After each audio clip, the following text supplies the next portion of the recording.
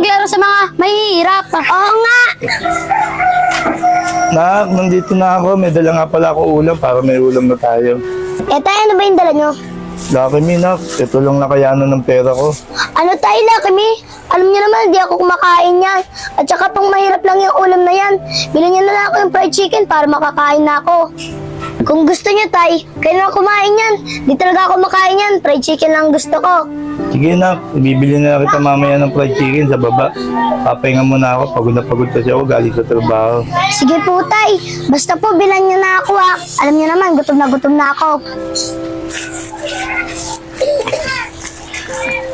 Yan pa sinasabi, bibilan din pala ako.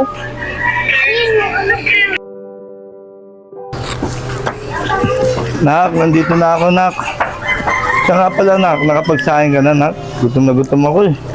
Ano, Tay? Magsaing? Wala ka nga binigay sa akin pera para makasaing ako. At saka, Tay, di ba Saudi naman? Bilang mo na ako ng cellphone. Kasi, itong cellphone ko, luma na. Mga kaibigan ko, ang kaganda ng cellphone.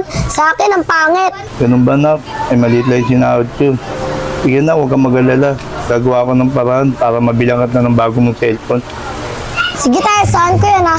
Basta pag binilan mo ako ng cellphone, maganda. Oo, Nak. Oo nga pala, Nak. Bibili mo na ako ng pagkain natin. Talagang gutom na ako.